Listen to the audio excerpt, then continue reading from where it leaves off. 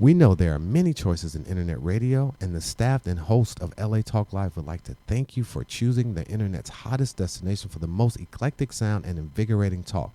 This is LA Talk Live. We are more than just talk. You are under my power.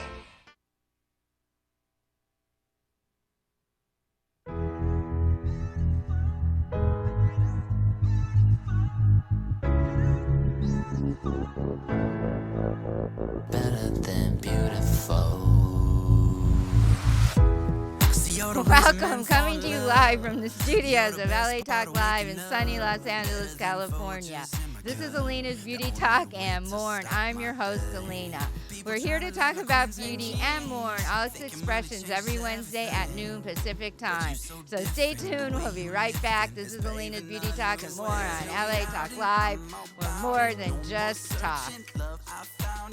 Ended up with my heart and soul. About time that you know. If you just believe and see like I see, you'll know that the world is yours to own.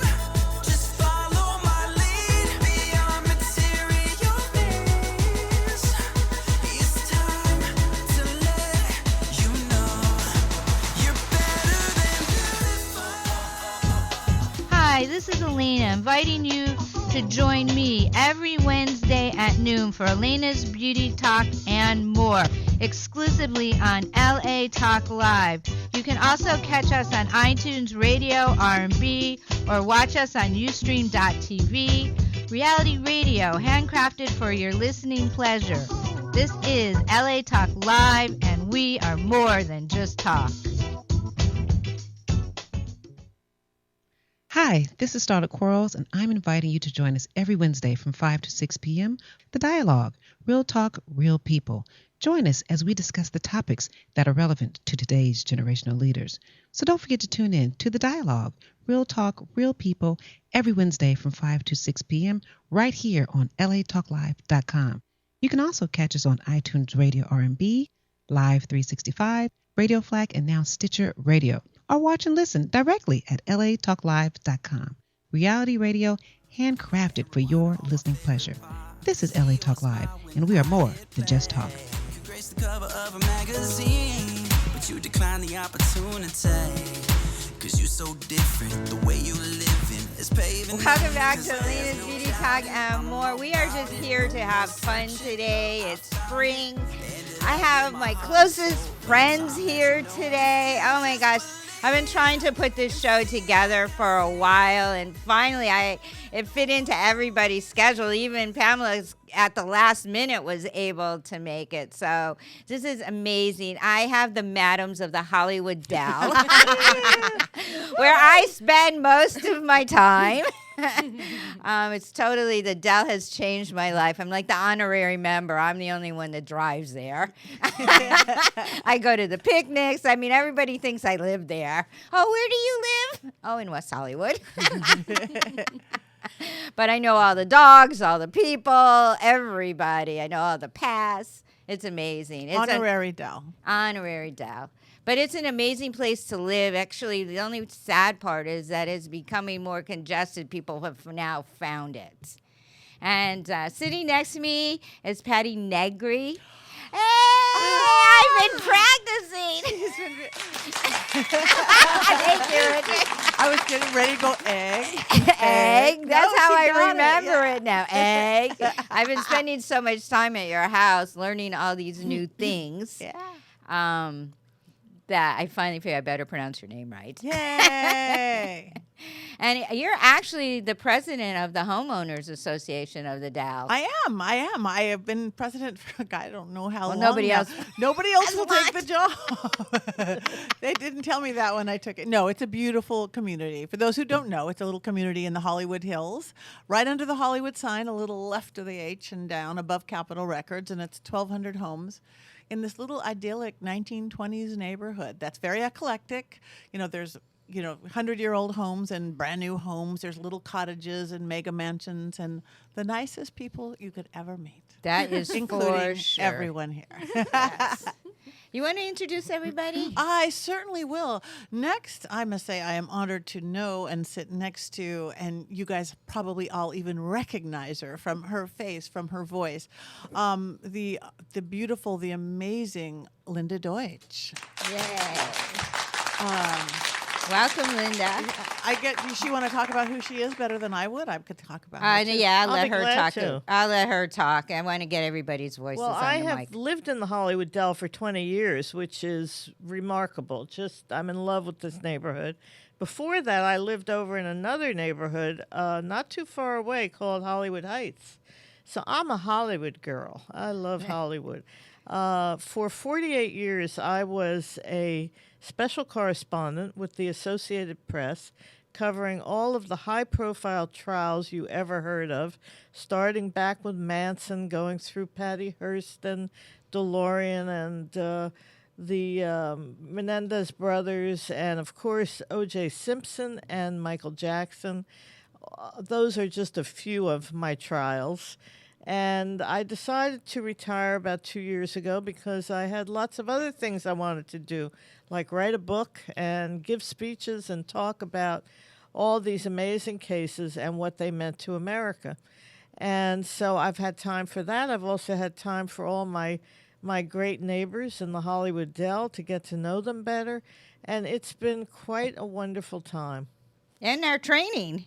Oh, and I found the ultimate personal trainer in the Hollywood Dell, and that is Alayna. She comes to my house twice a week and makes me work out and lift weights. After 25 years. After 25 years of not doing anything, I am now getting in shape, and it is a fabulous feeling. She is the best. Thank you. I had to throw that in. All right.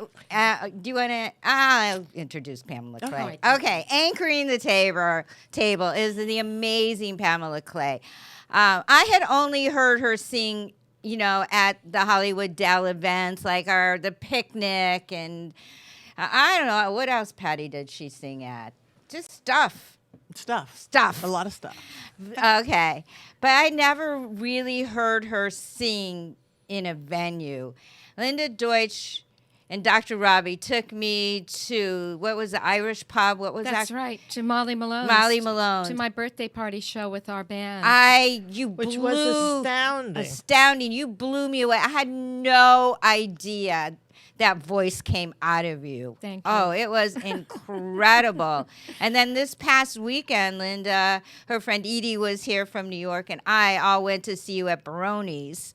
I mean, we left after the first set. You were still going till midnight. I know. You were amazing. Thank you. She is really incomparable. She does everything from Edith Piaf in French to some of the Janis Joplin songs and Kenny Rogers and God knows what else. She knows. You just everything. did Adele. You just did Hello. That's right. I had Yeah. goosebumps at the show from that. Thank it you. was amazing. Thank you so much. And she's been in New York at one of the primary venues there, Feinstein's, and she is really a star. Oh. I think we're very lucky to have her here today. Thank you so much. Yeah, all you guys are stars. I mean, Patty in your realm is the #1 psychic medium in the world, is sitting right here. Ghost Adventures. I mean, she is amazing. New episode this Saturday for anybody who watches Ghost Adventures on the Travel Channel. My next episode is one we just shot. It should be a scary one if you like paranormal, scary TV. I had no idea what I was getting into. Zach Bagans, the star of the show, the cute one in the tight T-shirt, he called me. He's like, Patty, because I do their show a lot. He goes, just show up. Be in Chatsworth tomorrow. He wouldn't tell me anything about it. And, I didn't know what I was getting into. But it should be a good episode. Wow. Yeah. All right, but besides that, you just taught magic. Was it Magic 101? Yes, we did it. I have a friend. He's also a journalist, Frank Elleridi, who has he works for ABC. He's one of those red carpet journalists and everything, but he's got a YouTube channel, as everybody does now, called Modern Nirvana. And that's his kind of spiritual path to the world. He'll travel the world to India to tape somebody who's psychic this or doing that. And he told me he was going to Ireland to tape Elf School. No, Because it there's a wasn't real Ireland. It was out Iceland. Iceland for Elf School? Yes, Okay. Iceland. Okay, so he's going to Iceland for Elf School, and then he saw that I was teaching like a simple witchcraft 101. So he came and taped it, and I had Alayna. It was really And fun. I've been practicing all the stuff that you told me, and I think it's really helped. it's I really- actually got the it's book powerful. yesterday. Oh, you did? Oh, good. A Scott Cunningham book? Yeah. I was So are you reading guys it. putting spells on people or Well, what? we No, don't do it's spells only on for- people, on yourself, because I'm a good witch. And you don't have to be a witch, and you don't even No. have to be it's earth magic. It's shamanistic. Yeah, It's working earth. with natural elements, air and fire and water and earth. And it's basic, it's putting intent in all the new age, creation, but with some old age, here's some herbs, here's some oils, bring in a dragon, leaf. bring in whatever, a leaf. And it's really, really powerful. And again, you don't have to have special skills, but it's all in the focus in creating. It's like learning how to cook. It's learning how to do magic. But only good magic. We don't do anything that manipulates another at all. Even something you think is good. Like, this is my easiest explanation. It's like somebody wants a love spell. Great. I can help you create and bring in the love of your life. But if you want a love spell on Richard over here, I wouldn't do it for all the money in the world, because we don't have Richard's permission unless he gave us his permission. And then it's a working together. Because I probably could make Richard fall in love with you, but if he wasn't supposed to, it would be the worst relationship ever. He'd be like the stalker guy who like you couldn't get rid of, and there would be no love, it'd be obsession, and you just can't do it. So that's the difference in a white witch and a dark witch, good magic and not good magic, is just you can't do it on anybody else. Very And true. Work in the light. Very true. All right. Let's go back to Linda Deutsch. Yes. Of all the trials that you have covered, which is everyone, which one do you get asked about the most to talk about? I probably get asked about two. One is the Manson trial, because that remains a fascination to so many people. I was on a documentary a few weeks ago on ABC in 2020 about the Manson family, a 2-hour documentary, and I thought, what more is there to say about this story? But there was more to say, and I spoke about it. I'm also asked frequently about the O.J. Simpson case, because that was the ultimate murder mystery. If you watch some of the TV specials that were done, the series and the ESPN piece, they begin from the idea that he did it. Well, that was not how the case began. The case began from the question of, did he do it? And that question actually has never been answered, because he was acquitted, which people forget. He was acquitted of murder. He was found liable in civil court, but not guilty. And he has always maintained that he didn't do it. And I've talked to him many, many times. He and I were on a first-name basis for a number of years, where he would call me if he had anything to say that he wanted to be public, and I would call him to check in with him. And I went down to Florida to interview him, and I sat there with him, and I said, tell me, is this what happened? Is that what happened? And he said, I don't know. I wasn't there. And I think that will be his position. He's now in jail in Nevada, and for a very weird situation at a hotel room, which he probably should have never gone to prison for. It was, in my opinion at least, the jury was getting even, and so were the people who ran the case, for his not having been convicted in Los Angeles, where they thought he was guilty. The detectives who were on the case were actually tape recorded, looking over the evidence, discussing the case, and saying, well, they didn't get him in L.A., so we'll get him here. See, this is something that we've never heard before. Your jaw just dropped. You want to say something? Well, as human beings, for me, trust is really the most so important, that we be able to trust one another. And when you give someone a position of power like that, trust must be so important. And when people abuse their positions for personal reasons and personal opinions, it's totally antithetical to what it is that they're being trusted to do. Well, the trial in Vegas was kind of a kangaroo court. Linda, come up to your mic a little bit. The trial in Vegas was kind Yeah. of a kangaroo court. The judge was intoxicated with the fame of it because it was all being televised. And she wanted a TV show. She wanted to be the next wow. Nancy Grace. And she was for a time. She actually later filled in for Nancy Grace on the air. But she never got her own show. That's as why. such. Yeah. Look, Bad Karma. karma. Bad karma. But she hated OJ. She just was always declaring how terrible he was. And it made it very difficult for the jury to get a straight story. She excluded a lot of evidence that should have been included. And his lawyer did not do a great job. It was a very painful case to witness. And among the people who came to see it was Dominic Dunn, the great Vanity Fair I writer. love me Dominic Dunn. too. Oh my gosh. Dominic was one of my best I've friends. actually, I met him Oh, wow. many, many years ago. He was one of my best friends. I went into New York for his funeral, which was very sad, but it was a great funeral because he arranged it. He had everything orchestrated for his funeral, including that when they brought the casket in, he had a singer that sang his favorite song, which was, if I can remember it. My way. No, way. No way, my I'm way. just joking. I'm just Yeah. joking. Yeah. No, it was. I'll think of it in a minute. yeah. But Did they bring anyway, his glasses? No. He always had the most spectacular glasses. But they had the most amazing turnout and speakers and everything else. He was an amazing man. Yeah. But he came up to Vegas for the trial there. By then he was very sick and he had cancer and he probably should not have traveled, but he wanted to be there to see what he thought would be the end of the saga. Dominic had been very anti-OJ during the first trial.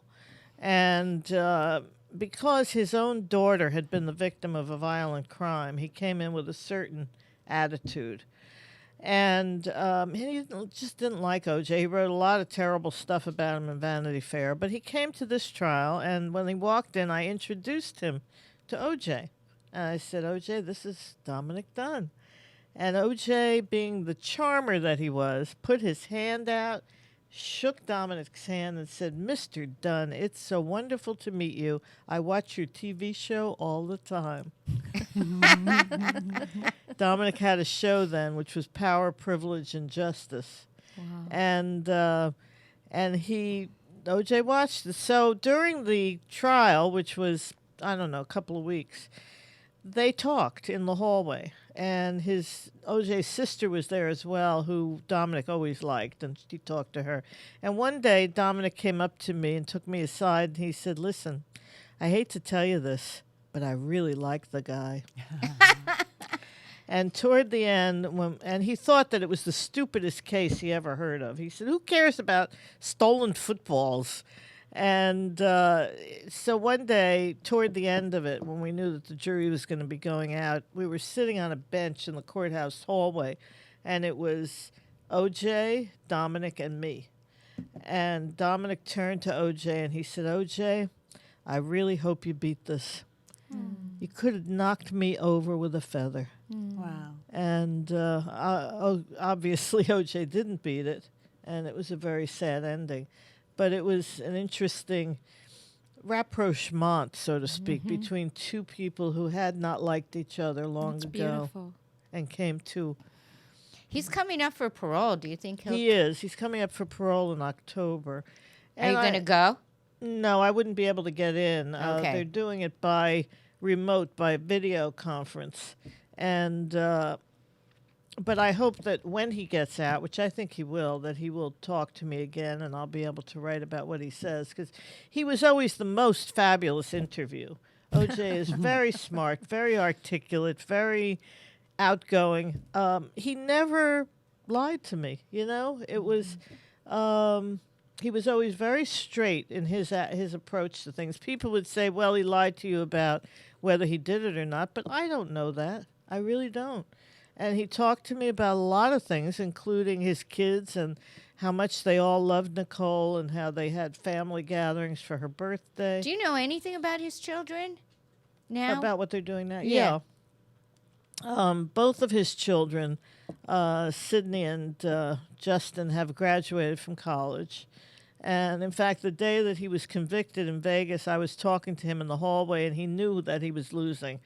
And he looked at me and he said, "You know, I spent all this time putting them through college, and I'm not going to be there for the graduations." Wow. And See, he this is wasn't. a side we don't hear, so I'm He glad that wasn't. you're talking about it. So, you know, Sydney, I understand, is working with in the restaurant business, much like her older half brother, Jason, who is I believe, in Atlanta, running a restaurant. And Sydney, I'm not sure where she is, but she's supposedly involved in the restaurant business.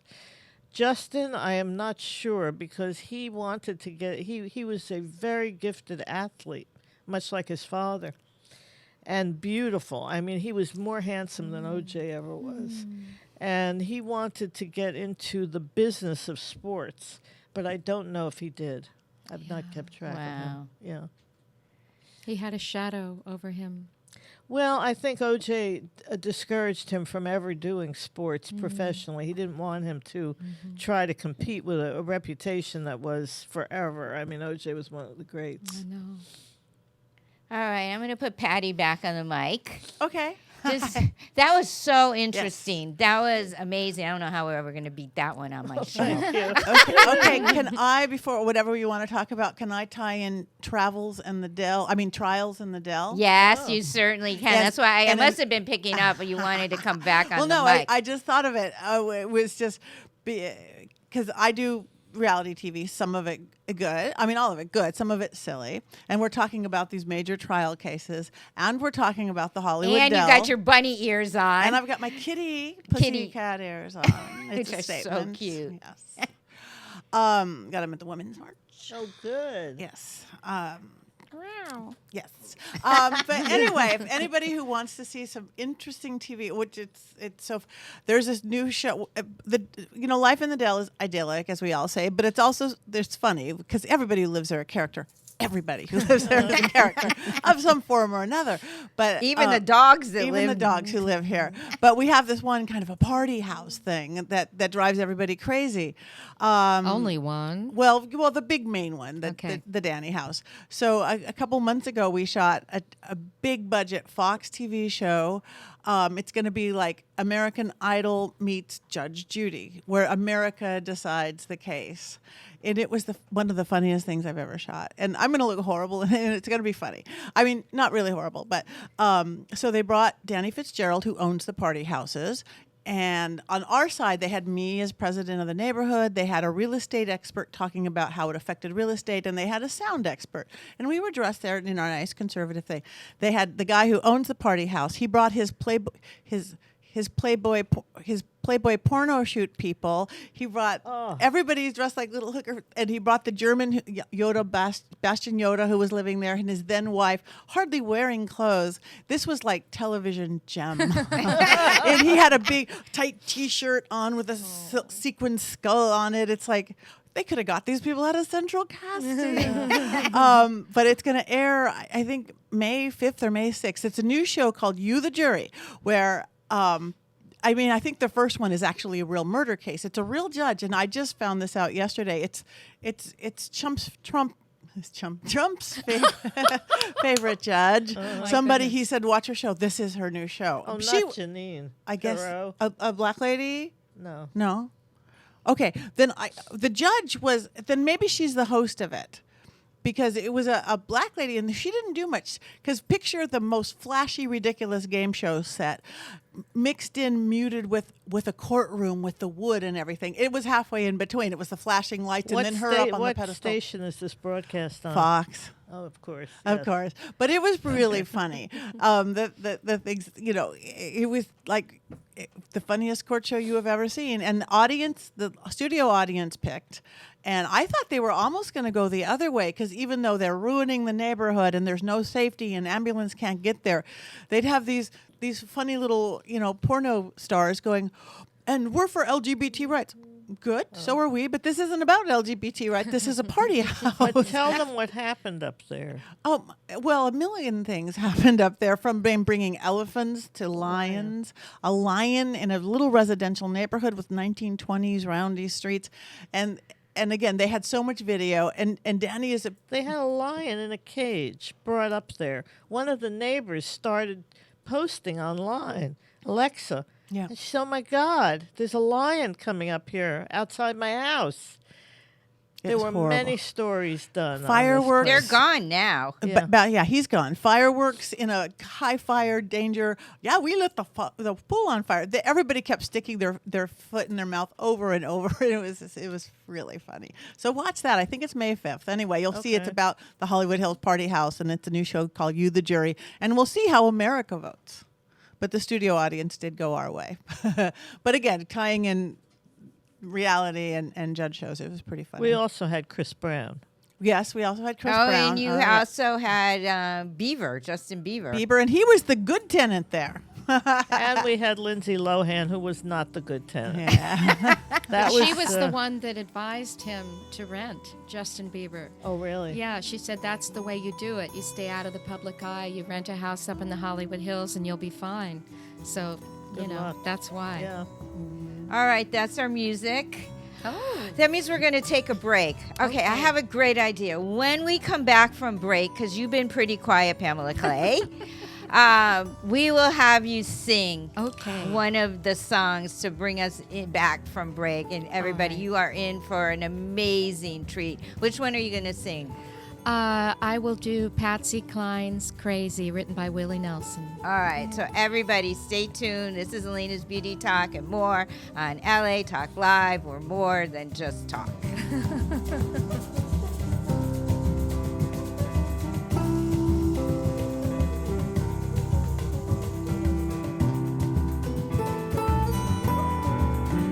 We know there are many choices in internet radio, and the staff and host of LA Talk Live would like to thank you for choosing the internet's hottest destination for the most eclectic sound and invigorating talk. This is LA Talk Live. We are more than just talk.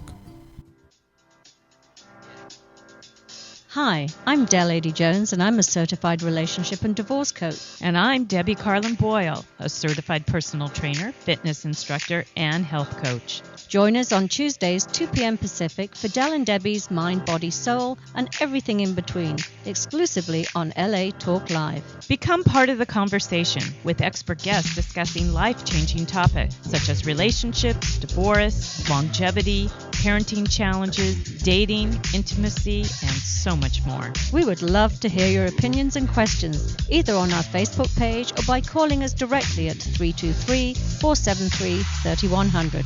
We are Dell and Debbie's Mind, Body, Soul, and everything in between. Tuesdays, 2 p.m. Pacific on latalklive.com. You can also catch us on iTunes Radio, R&B, and now live on Facebook, or watch and listen directly at latalklive.com. And now on our YouTube channel, Dell and Debbie Mind, Body, Soul. Reality radio handcrafted for your listening and viewing pleasure.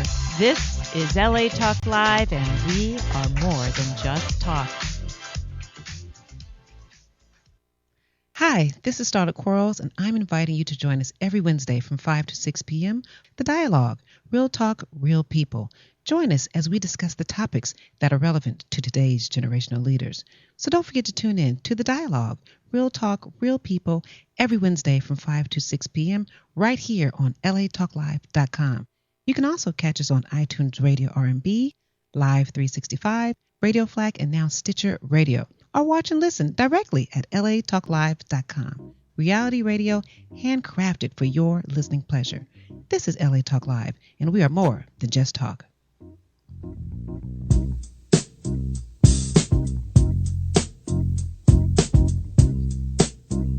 Welcome back to Alayna's Beauty Talk and more. Richard, you have Pamela's music ready? Okay. Everybody, you are in for an amazing treat. Sitting right here At LA Talk Live is the amazing Pamela Clay. Your voice ready? Sure. All right, everybody. This is Pamela Clay singing Crazy. Mm-hmm. Okay.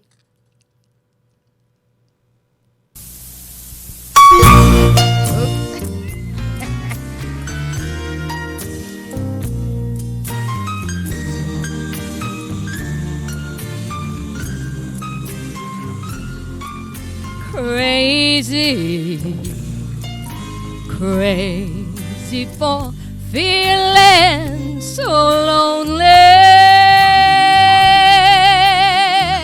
I'm crazy, crazy for feeling blue.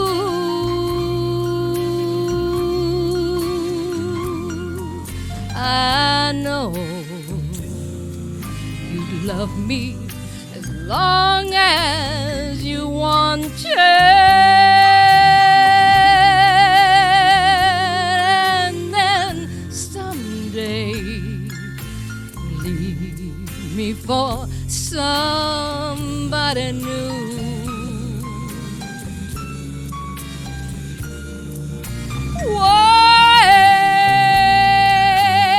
Why do I let myself wondering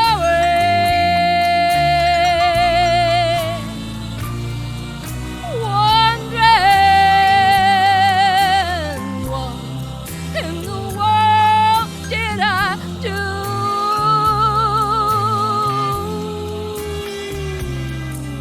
I'm crazy for thinking my love could hold you.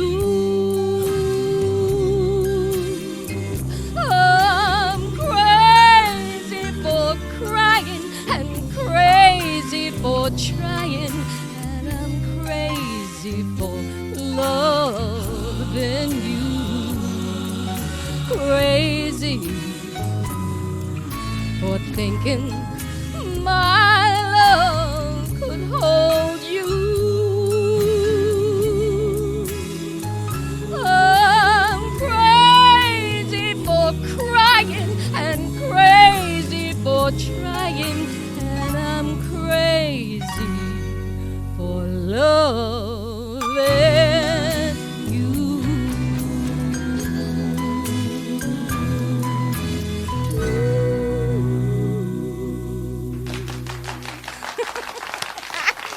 I can't even believe you're sitting at this table and you just belted that out. It's like so amazing. All right, Patty, you just shrunk. I know. Somehow the chair just. I think I touched something. And You got so excited.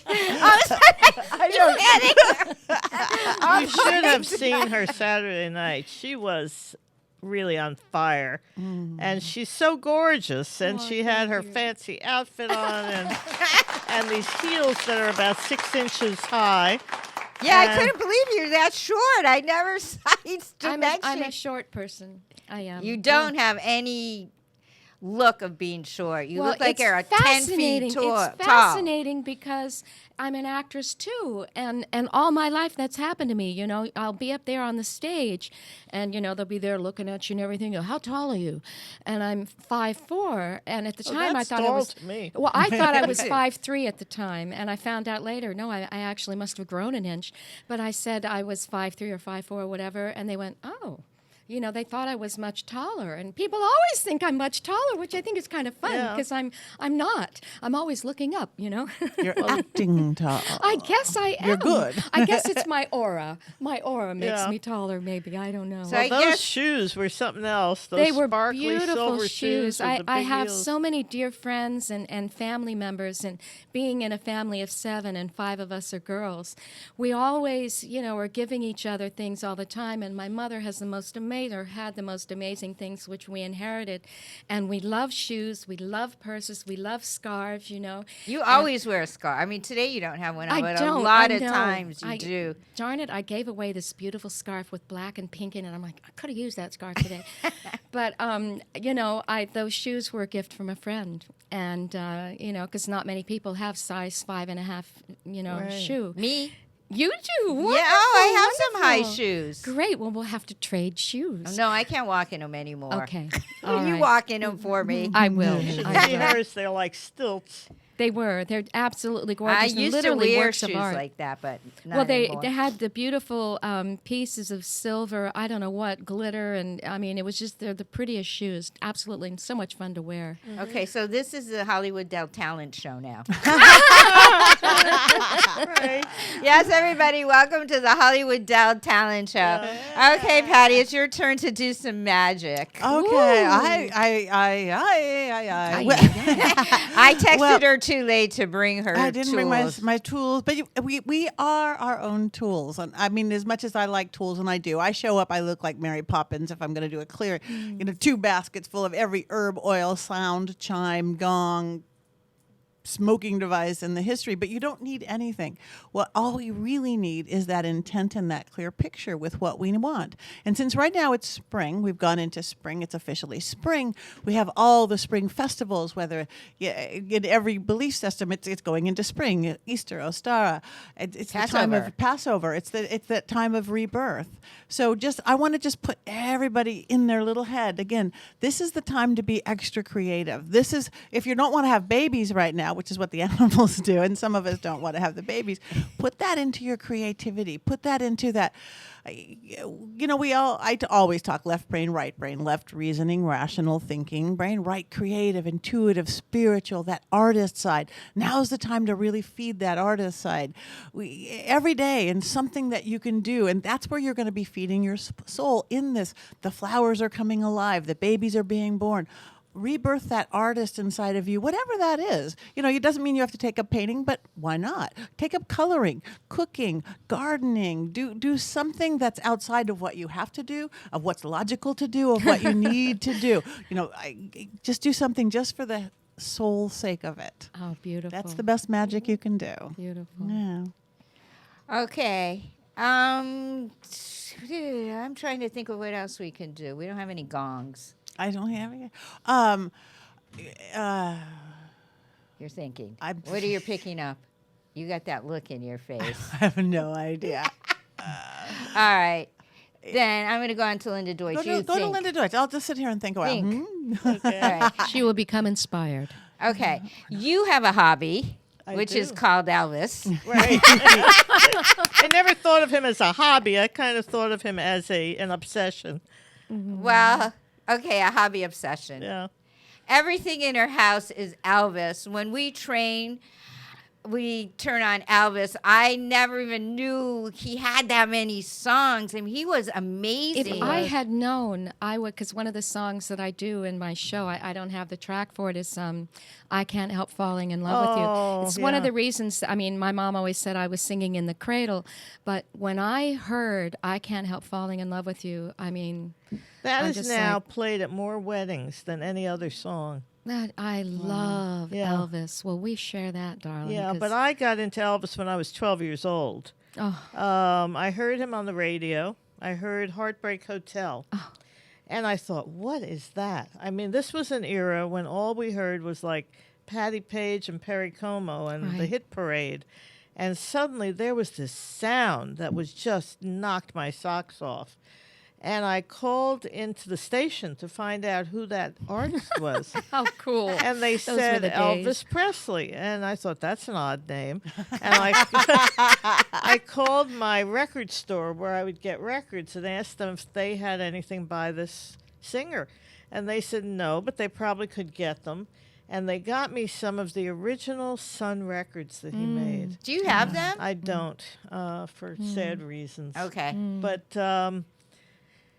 so I had all the original records. Then he just took off. And I thought, somebody has to have a fan club for this guy. And I got in touch with Colonel Parker's office in Memphis and asked if I could start And how a fan old were club. you, I 12? was 12. Wow. And Wonderful. they got in touch with me and said, this is great. People have been writing to us wanting to join a fan club. And they sent me a list of names. And I contacted them, and I began to put out a newspaper for Elvis which was really the genesis of my journalism career. How wonderful. Because my father had given me a real typewriter for my 10th birthday, because I was a writer. And he had a mimeograph machine in the basement because he was president of the Lions Club. So between the typewriter and the mimeograph machine, I had all the tools. The tools to put out a newspaper, and I would do it every month. And I mailed them. I mean, in those days, there was no internet, and you had to mail, and I would kind of fold them in half and mail them with a 3-cent stamp.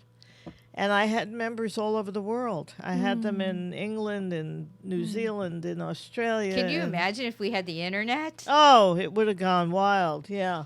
And I still encounter people, even now, who were members of my fan club. Wow. It was very powerful. Well, there's a woman who would have been at the show. She's had some health challenges recently, but she was one of Elvis's girlfriends. Oh, really? Yes, and you would love her. Sarah Yeah. Kazarian. Big shout out to Sarah Kazarian. She's just a beautiful person. Oh, my Yeah. goodness, the energy that she has. So I saw, everybody says, did you meet him? And I didn't. But I saw him once in person in 1957, which was the height of his fame. That was when he just burst like a rocket on the scene. Wow. And it was the craziest event I've ever been to. It was at the Philadelphia arena, the Philadelphia Arena. I lived in New Jersey then. And my girlfriends and I, who ran the fan club, said we had to go or we would die. So we got a mother to chaperone us because we couldn't go by ourselves. What were you, 13 then by then? I was 13. And we went on a bus to Philadelphia with Carol's mother. And my girlfriends Carol and Florence and I went on the bus. And we had gotten our tickets for the concert from Memphis. So we figured, oh, we're the fan club. We've got the greatest seats, right? Wrong. We had seats up in nosebleed heaven. And when we got there, the place was in total chaos. Kids were fainting in the aisles from excitement. They had nurses picking up the bodies. It was really crazy. And then there were a lot of acts before Elvis came on, and things were getting pretty restless. Finally, he came on. And we're sitting up on our perch there, and we look down, and way, way, way, way down there on the stage is this little wiggling speck, which is Elvis. They had no jumbotrons then, so we could barely see him. But we could barely hear him because the screams rocked the whole building. It was like an earthquake. Yeah. But it was very exciting. He was very exciting. And at one point, as we're trying to see who he is, my girlfriend Carol, who would become an actress later, turned to me and there were tears flowing down her face. I said, Carol, what's wrong? She said, he looked at me. Wow. And I've always said that's the secret of Elvis. Everybody thought he looked at them. Yeah. And so we had a lot of other adventures that followed, but I never got to meet him. But how long were you his fan club president? All the way through high school. Wow. I even got a letter from him congratulating me on my high school graduation. Wow. Yeah. And one of our big accomplishments was that on his birthday, at the time he was in the service, we collected signatures from all over the world for a petition to take to Dick Clark, who had the American Bandstand show at that point, which is the biggest kids show in the world. And we wanted him to have a segment where he would play only Elvis songs. And I got 3,000 signatures on this petition. And my father, God rest his soul, he was so wonderful. He took me to Philadelphia to present Oh, my goodness. this. And I have this great picture of me with Dick Clark up on the bandstand. And we presented it, and he did it. Oh. And a few weeks later, we came back, and he had the whole show for Elvis.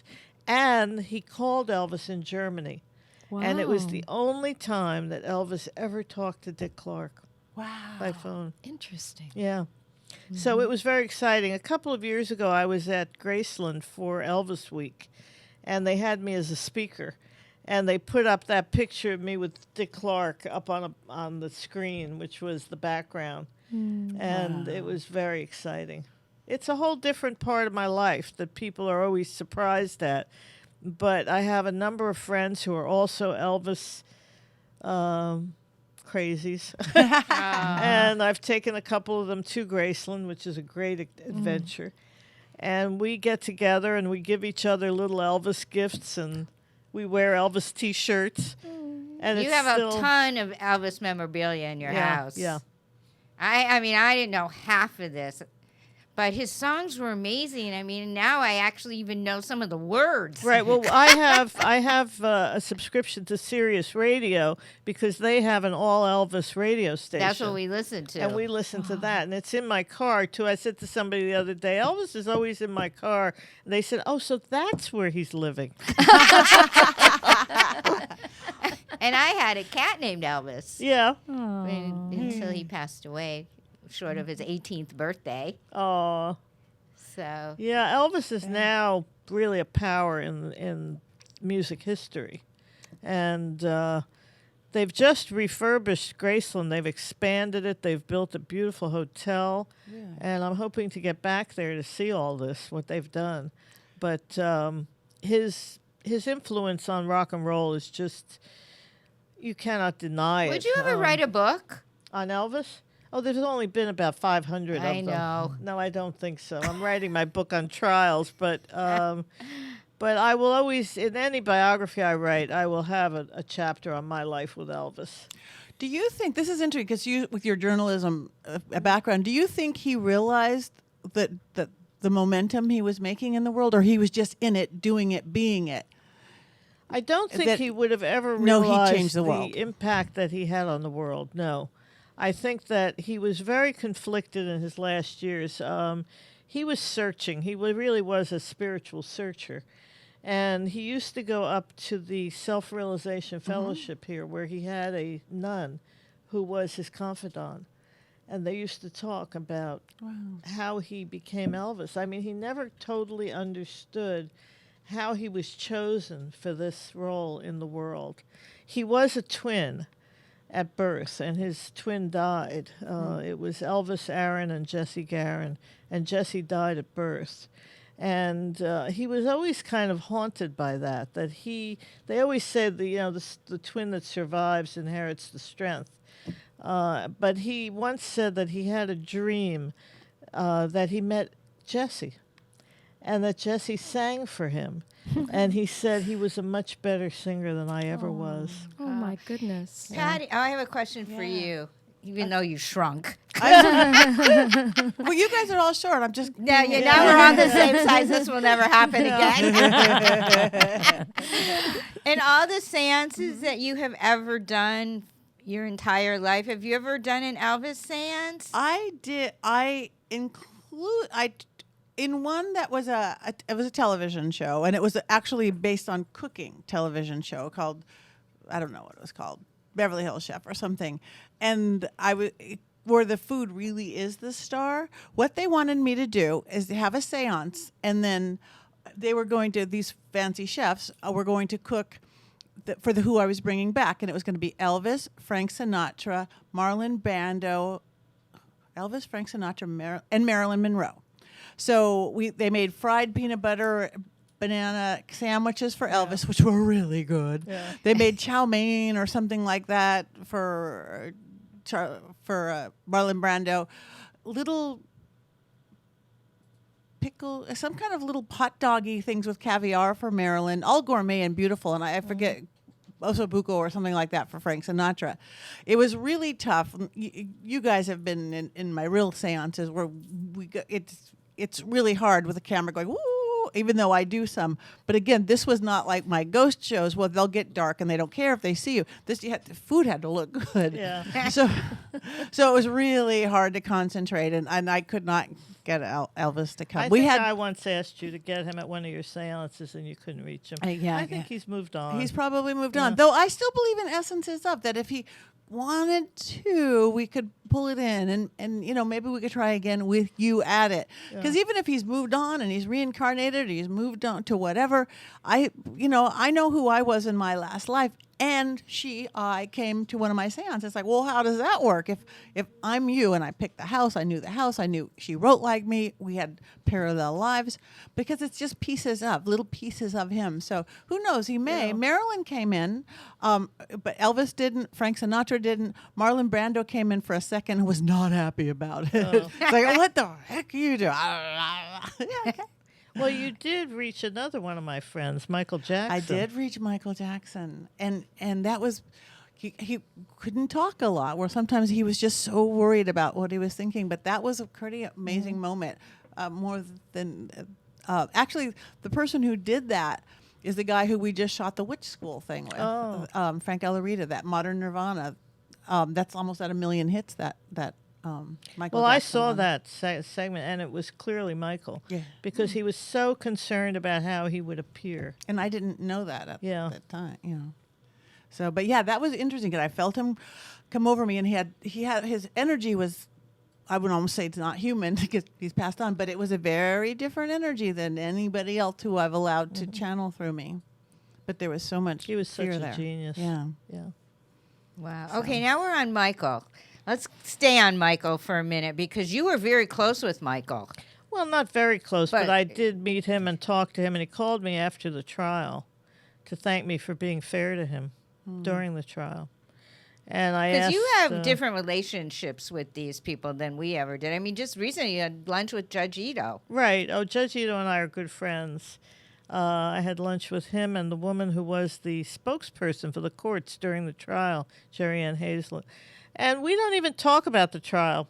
We have so much more in common that we talk about other things, about where life has taken us. Although I did do a program with Judge Ito last year down in San Diego for a group of lawyers. And he did a PowerPoint on my career.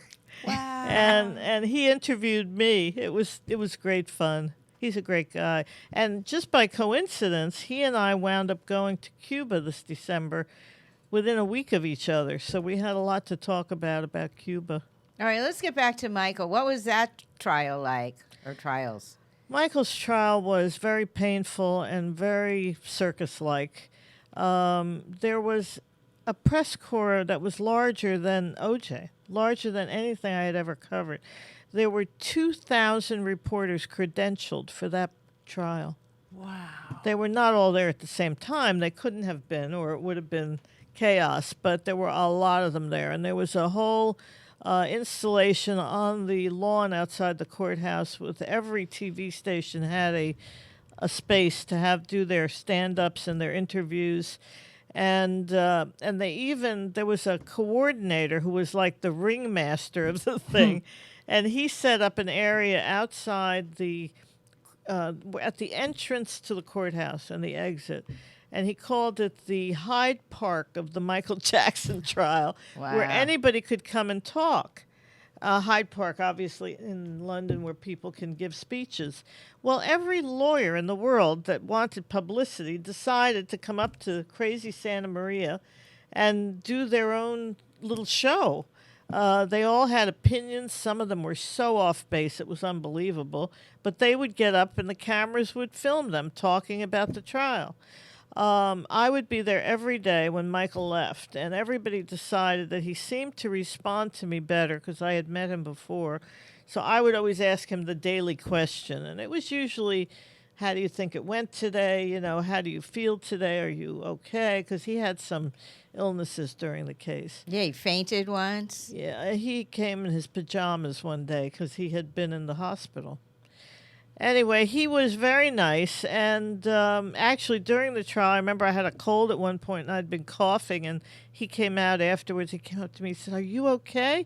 I heard you coughing. Are you all right?" Ah. He was a great guy, and I went up to Neverland a couple of times during the trial. One of them was when he had a group of young children coming in buses from the LA inner city. They brought a group to see Neverland. It was such a wonderful place, and they had the animals and the rides. And Did you go on any rides? No, but the zoo was incredible. He also had like a little theater where he showed movies, and a place with jukebox, and there was always ice cream for the kids, and things like that. And so they came up, and it was during the trial, and I thought he's never going to come out to see them because he's under so much stress. But he did. And suddenly the door opened to the Neverland house, and he came walking out. I'll never forget it because Michael was so graceful that even when he walked, he was graceful. It was as if he was dancing. And he came out, and the kids just went crazy. They were yelling and screaming, "We love you, Michael, we love you." And he said, "I love you more." And he would have stayed and played with them, I'm sure. But he couldn't because he was under so much suspicion at that point about these child molestation allegations. So he had to leave. He waved goodbye to them. He went back in the house. Wow. And, you talk about auras and feelings, and I think he was just a wonderful soul, but kind of lost because of his upbringing. And when he called me from Bahrain. He left right after the trial. He left and went into exile, basically. And he was staying with a prince in Bahrain who placed the call and said, "Michael Jackson would like to talk to you." I couldn't believe it. And he got on the phone, thanked me for being so fair. And I said, "Michael, what was the trial like for you?" And he said, "It was the hardest thing I've ever done in my entire life." And that took everything out of him. It took his soul. It took everything. Even his lawyer, Tom Mesereau, believes that's what ultimately killed him.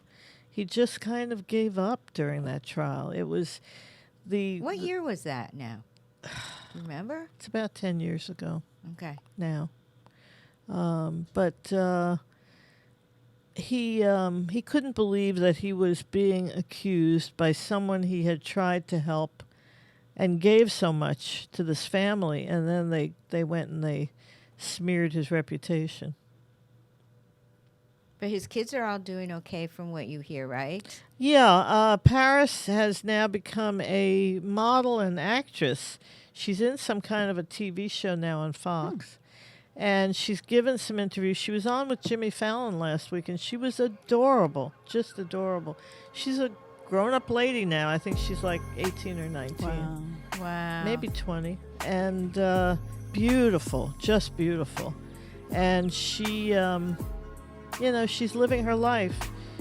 And Prince, who's the older one, is also, I think he's going to be involved in some way in the business of show business. The little one, Blanket, is still in school, so we don't know much about him. But the two older ones are doing fine. Oh. All right. It's a perfect place to take a break. Great. Oh, that was a great story. This was a Yes. great segment. Wow. All right. When we come back. Another song? Yes, another song. How did you know? Oh, you're a psychic. All right. When we come back, I'm going to put Pamela Clay back on to sing another song. You may have to sing 3. Whatever you say. We'll figure it out. All right, everybody. Well, she can also tell about herself. Oh, yeah, that's true. Let's do that instead of singing. But let's sing. All right. Because that's just so amazing. You can always talk. Thank you. All right. Thank you. So. All right. So when we come back, we're going to have Pamela Clay sing the other. What song? What's the second song? I think we planned Where the Boys Are. Oh, Connie yeah. Francis, That's perfect. Yeah. Mm-hmm. All right. We better take a break. Richard's going to kill me. Capricorn, too. All right, everybody. Stay tuned. We'll be right back. This is Alayna's Beauty Talk and more on LA Talk Live. We're more than just talk.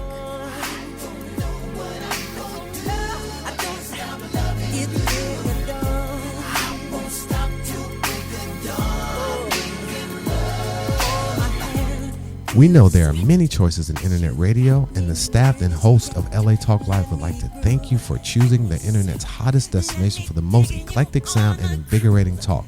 This is LA Talk Live. We are more than just talk. Hi, I'm Dell Lady Jones, and I'm a certified relationship and divorce coach. And I'm Debbie Carlin Boyle, a certified personal trainer, fitness instructor, and health coach. Join us on Tuesdays, 2 p.m. Pacific, for Dell and Debbie's Mind, Body, Soul, and everything in between, exclusively on LA Talk Live. Become part of the conversation with expert guests discussing life-changing topics such as relationships, divorce, longevity, parenting challenges, dating, intimacy, and so much more. We would love to hear your opinions and questions, either on our Facebook page or by calling us directly at 323-473-3100. We are Dell and Debbie's Mind, Body, Soul, and everything in between. Tuesdays, 2 p.m. Pacific on latalklive.com. You can also catch us on iTunes Radio, R&B, and now live on Facebook, or watch and listen directly at latalklive.com. And now on our YouTube channel, Dell and Debbie Mind, Body, Soul. Reality radio handcrafted for your listening and viewing pleasure. This is LA Talk Live, and we are more than just talk. Hi, this is Starlet Quarles, and I'm inviting you to join us every Wednesday from 5 to 6 p.m. The Dialogue, Real Talk, Real People. Join us as we discuss the topics that are relevant to today's generational leaders. So don't forget to tune in to The Dialogue, Real Talk, Real People, every Wednesday from 5 to 6 p.m. right here on latalklive.com. You can also catch us on iTunes Radio R&B, Live 365, Radio Flag, and now Stitcher Radio. Or watch and listen directly at latalklive.com. Reality radio, handcrafted for your listening pleasure. This is LA Talk Live, and we are more than just Well, bless my soul, what's wrong with me? I'm itching like a man on a fuzzy tree. My friends say I'm acting wild as a Welcome bug. back I'm to in Alayna's love. Beauty Talk. All right, I'm all Elvis shook got up. everybody moving. All right, Pamela, your voice ready? Sure. Richard, music ready? All right, we're waiting to get the music going. That was great. That was really cute. That always gets us going. Where the boys are, someone waits for me. A smiling face, a warm embrace, two arms to hold me tenderly. Where the boys are, my true love will be. He's walking down some street in town, and I know he's looking there for me. In a crowd of a million people, I'll find my Valentine, and then I'll climb to the highest steeple and tell the world he's mine. Till he holds me, I'll wait impatiently. Where the boys are, where the boys are, where the boys are, someone waits for me. Till he holds me, I'll wait impatiently. Where the boys are, where the boys are, where the boys are, someone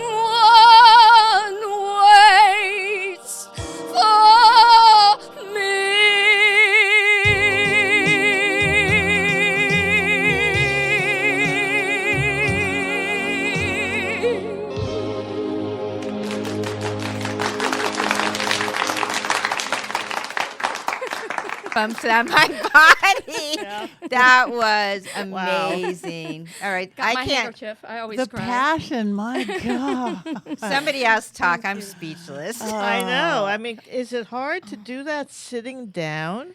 Let's say it's a challenge. It takes a lot of conscious awareness because, as you can see, I'm a very passionate person. And I've got this engine in here that wants to go. I mean, I wake up wanting to go. So I've learned to modulate the motor. Really? And so sitting in a chair like this, I just have to modulate my motor a little differently. Because you sing from your diaphragm, right? Yeah, totally. Yeah. And to do that sitting down has to be a challenge. It is a challenge. It's so much easier because also when I sing, and whenever I've taught, because people are like, "Oh, you teach me how to sing?" And I'm truthful. I'm like, well, I'm totally self-taught. I can tell you what I know, but I don't. For me, I think that. For me, at least, it's a gift. I'm not really sure because it's so. I don't know. It's like something else takes over because I've been singing all my life, and it's more the experience of singing that has taught me how to sing than my mind telling me do this or do that. It's more my body and my spirit that takes over. And you were a psychic too at one point. You know, I recently saw a psychic on Catalina, and that was the first thing that she said to me when I came in. It was shortly after my mother had passed away, and of course she felt my mother there very strongly. My mother was very strong, and still is. I know she's with me now. But the first thing she said to me was, "You know, you could be doing this too." And I said, "Yeah, I know," but I said I'm just too sensitive. You know, I can't seem to. Anyway, she said, well, that's because you're an empath also, and which makes it really hard. If you're absorbing everyone's feelings, then you can't really get clear afterwards. So I used to read hands, and my mother loved it, you know, whenever her friends would go, read my friend's hand, you know. And so I stopped after a couple of experiences where when you see that someone is obviously, not that there's anything carved in stone. As you know, nothing's carved in stone, but there's like these currents that go so strongly in one direction. And a dear friend, I saw that he was going to take his own life.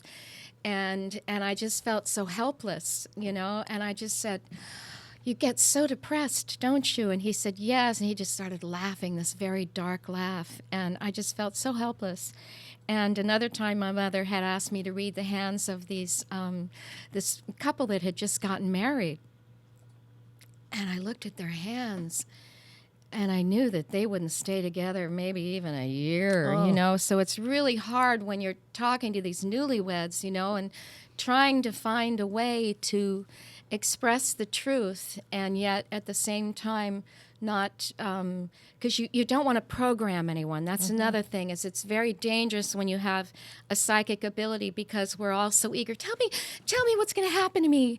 And it's dangerous because everything is so nebulous and unfolding in the moment. And so you don't want to program someone. You know that something, quote unquote, bad may happen to them. And so you want to help them. You want to shine a light in another direction to help them go a different way or make a different choice, because ultimately it's all about choices every second that we make, you know. Wow, you are really multi-talented. Thank you. I see auras, and you got a good one. Thank you. It is. A question. I love how you say you read hands. You read palms or hands, or Yes. That's awesome. Yes. That's always amazing to me. Yes. Yeah. And then I used to do. that Patty pardon? is not a fortune teller. I'm not a fortune teller. I don't have a sign out front of the house. Yeah, I was, I suppose, what you could say, or am, I suppose. I don't know, because I know things. I remember years ago when I worked at Paramount, a very dear friend, love her to pieces, shout out to Veronica Lomelli, and I knew that something terrible had just happened that she was keeping secret, and of course I will continue to keep it secret. And I knew, and I looked at her and I told the secret, and she went, how did you know that? And I said, I just know. And so, you know, that just brought us a lot closer. because it was a burden. It's always a burden to have a big secret and to not be able to share it. And I love her so much. Bruce and I had the most amazing wedding up in Big Sur at the Post Ranch Inn, and unfortunately right now Big Sur is shut down. The roads are shut down, the bridge went out, and his dear friend who was a new Christy Minstrels with him, Miles Williams, is part owner in the Post Ranch Inn up there, and we were just speaking with him yesterday. And I can't remember why I got off my track here, but it had something to do. Oh, when Bruce and I got married up there, Veronica came to the wedding. There were 75 people that came from all over the place, and Veronica was one of them, came up by herself driving up in the How car. long have you been married to Bruce now? Well, we met in the summer of '91, and I basically talk about being psychic. I had had a prior marriage, and even though we've remained friends, after that marriage was done, I sat down, and so anyone listening, I sat down and basically wrote a letter to God and said, this is who I want. And I remember as I was writing it, the other voice me, that's too much. You're asking for too much. And I said, shut up. This is who I want. And so I basically wrote up Bruce, my husband, Bruce. What did you say in the letter?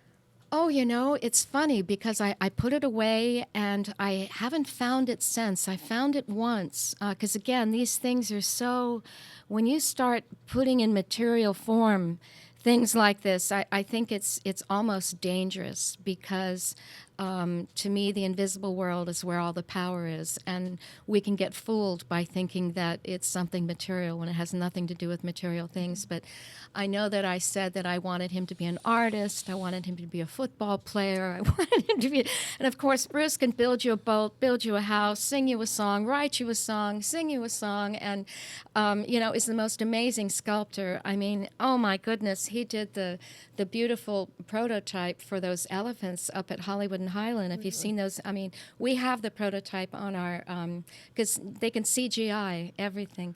And he's done so many beautiful things. At Caesar's Palace you go, and if there's this one particular game, that you can win, this gorgeous, literally like a Renaissance statue of a magician, and it's just beautiful. He's done so much work for all the, films and all the big studios and everybody, and also paints.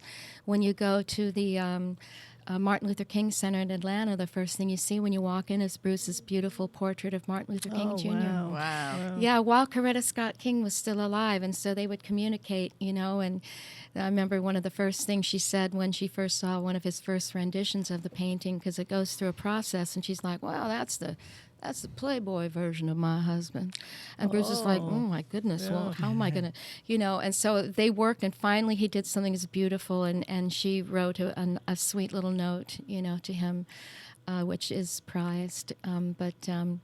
And he was one of the new Christy Minstrels, right? Bruce was one of the new Chris. He took Kenny Rogers' place. Speaking of Kenny Rogers, amazing. Has played all the big rooms in the world, Carnegie Hall. All the places I want to play. He's already played. Rockefeller Center and. But you play such lovely places. Oh, and thank you. You have such a huge following. Oh, thank you. You have such a huge. Oh, talk about what's coming up. Oh, I'm excited. That was one of the reasons I wanted you to come on the show. I got I'm so excited. here. Again, talk about psychic connections. I could, tell you all the ways that, but I don't want to get it in the material world because it literally is a gift from God. I'm playing at Herb Alpert's Vibrato Jazz Grill on Sunday, April 30th.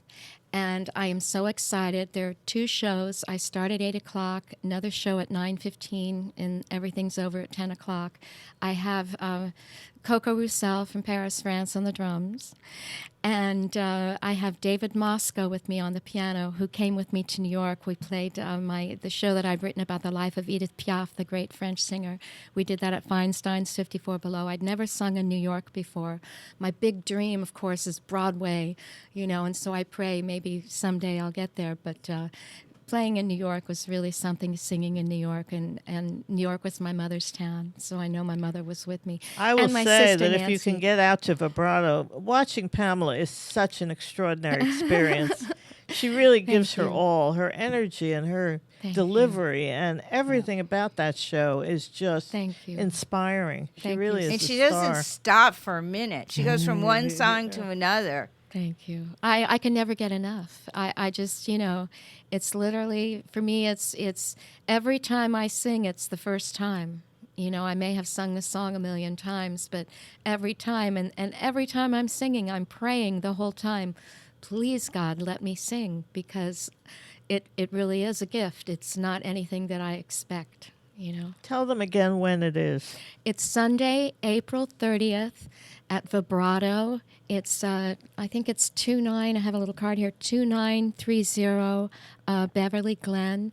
It's a little right up at south- the top. It's up at the top of Beverly Glen in a beautiful, they call it a luxury mall, but it's a little south of Mulholland. And so you can get it from Sunset Boulevard, going north on Sunset up Beverly Glen, or going south from Mulholland.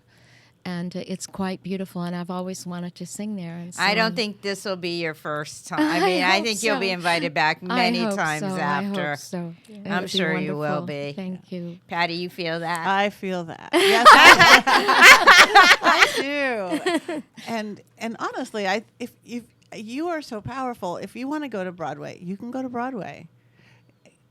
But you have a little hesitation in there. Maybe one day, if you're the little hesitation right now. So.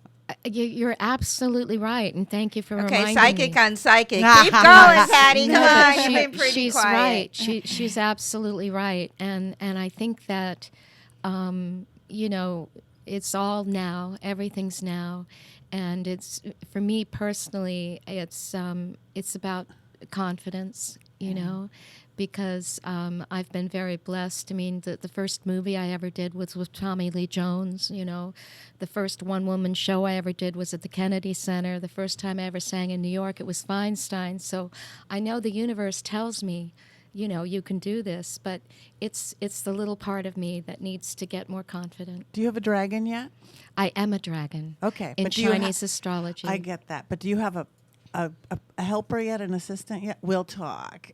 Okay. We're all Dragon about power. dragon That would magic. be I wonderful. meant to bring one for her today too, and I forgot. It's actually we need dragons right now because you know we all work with angels and they're great. But they're divine. They're angels. They're protective. We work with fairies and they're light and they're mischievous. We work with our spirit guides. Dragons are of heaven and of earth, and they're the fire breathers. So I work because we all create spirits all the time to create a little golem in Hebrew or a fetish that we're breathing life into this dragon. You could have him as your personal assistant, and he could burn away one. your fears. Yeah, I have 5. But have you have 3. you have to start out slow because you really do have to feed them and care for them and have them work for you. But so we'll get you a dragon and Oh, how explain how it sweet. works. I did. So. I meant to Thank bring you you. one. I did think. Um, Yes, and That's now so we got sweet. little wine glasses. Yes, we have wine glasses because they drink. They drink. Oh, God. Oh, I have one that Interesting. drinks vodka and 2 that drink apple juice. And drink whiskey. Fascinating. But you don't have to give them alcohol. If you have a no alcohol house, it's fine. They were happy with other things. All I drink in my house is Kangen water, and They that's- would that's- probably love Kang. They'd have the healthiest dragons. Yeah. I mean, ever since I started, not ever since, about 6 months after we started drinking Kangen water, I just totally lost any ability to drink alcohol. What it is tastes like Kangen poison. water? It's created by a machine that is in Japan. The big warehouse is in Japan, but the factory is in Japan, but they do have warehouses in the United States where they have these machines. But it's basically initially I was only drinking alkaline water, but since then I learned from a wonderful medical healer friend that if you drink alkaline water for too long, it's not a good idea. So I've started drinking just really good water. It takes everything that shouldn't be in the water out of the water, and but alkaline is great initially for healing. If you have issues, health issues, but like I say, over time it's better to just drink regular pH. I think it's 7.0 pH now.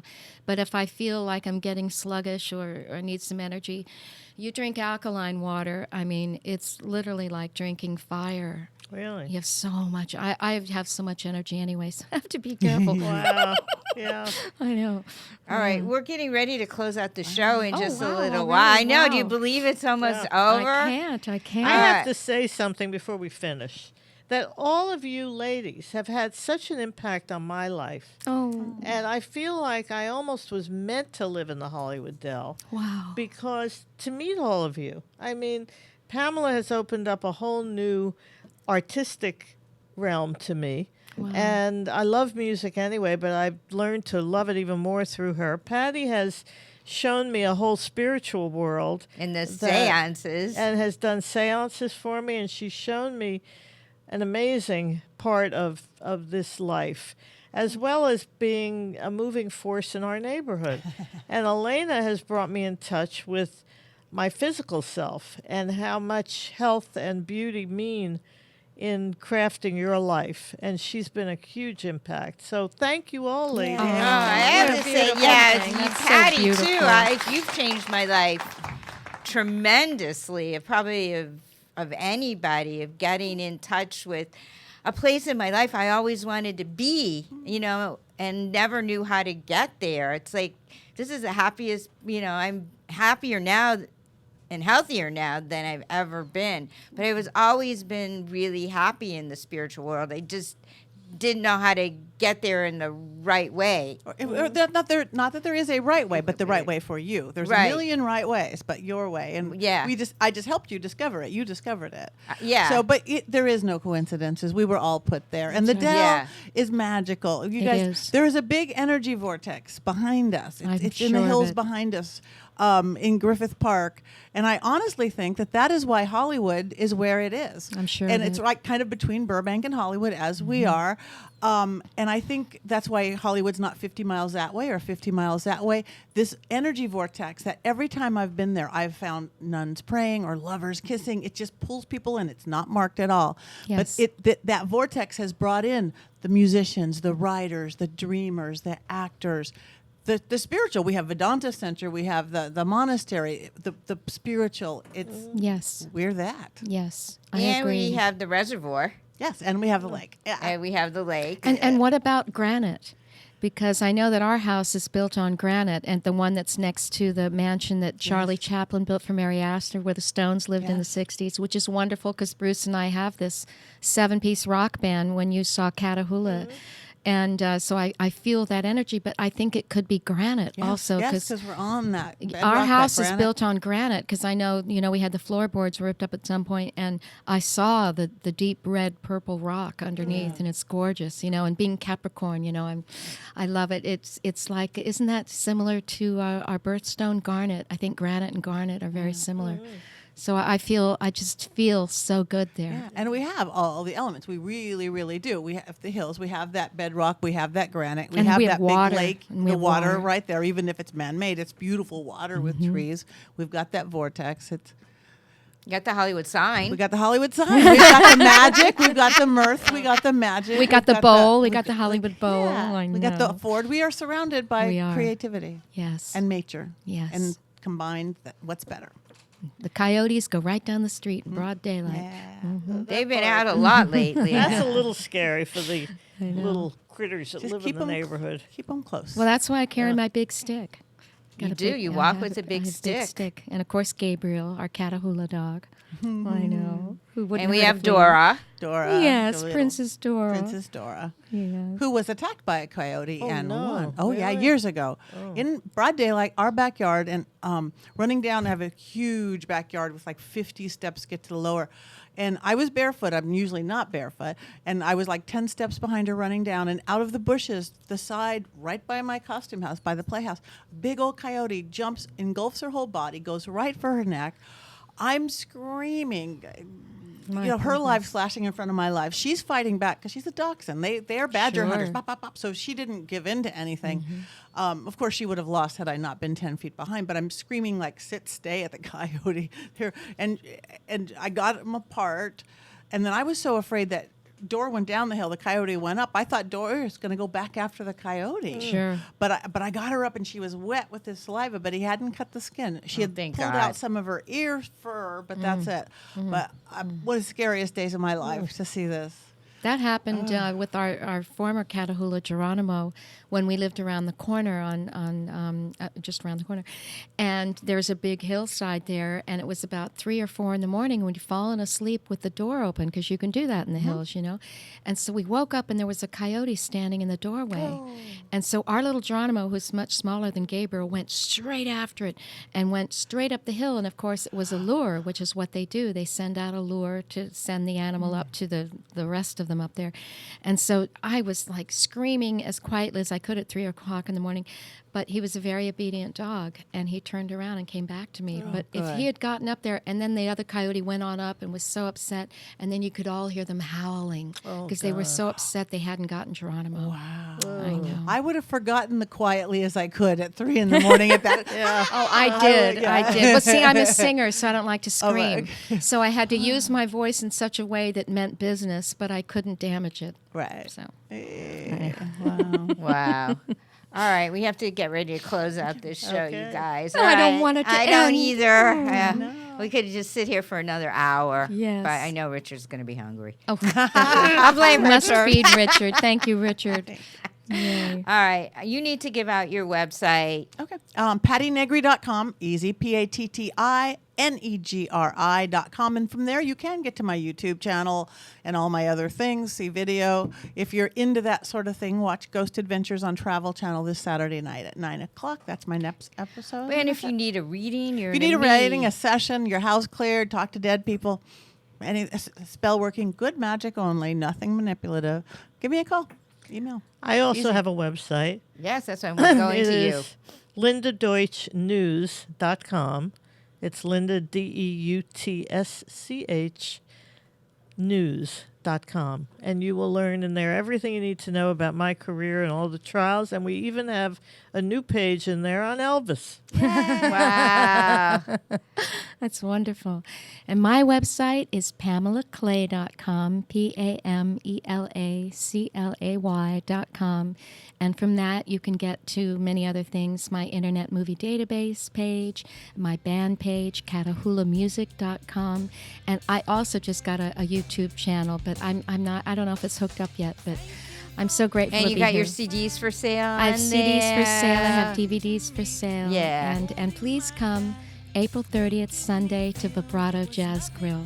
Thank you so Yay. much. Oh, thank you. Thank you, Alayna. Oh, You were terrific. Oh, this was such an amazing show. Oh, wow. I really don't want it to end. But we have to go for yogurt. That's our ritual. That's so cute. All right, everybody, get outside, get some exercise. If you really don't live in the Hollywood area, but you want to, even though I hate to say it, if you want to see someplace beautiful and walk around beautiful water, Lake Hollywood, it's an amazing place. Patty does teach a class Monday through 6 days a week at 8:10. It's really fun. I go whenever I can. Usually Free. on Saturdays. It's free, and it's really fun. So get outside, get some exercise, listen to music. Be creative. Be creative. Anyway. Oh, yeah. Anything else we have to do? No, that's it. Be creative. Live your dream. Live your dream. Live your dream. Oh, we didn't even get into that. Another show. Another show. I got lots of shows to book. All right, everybody. Let's say goodbye. Bye. In your eyes, I can be anything at all. In your eyes, I am beautiful. In your eyes, I can do anything at all. In your eyes, nothing's impossible.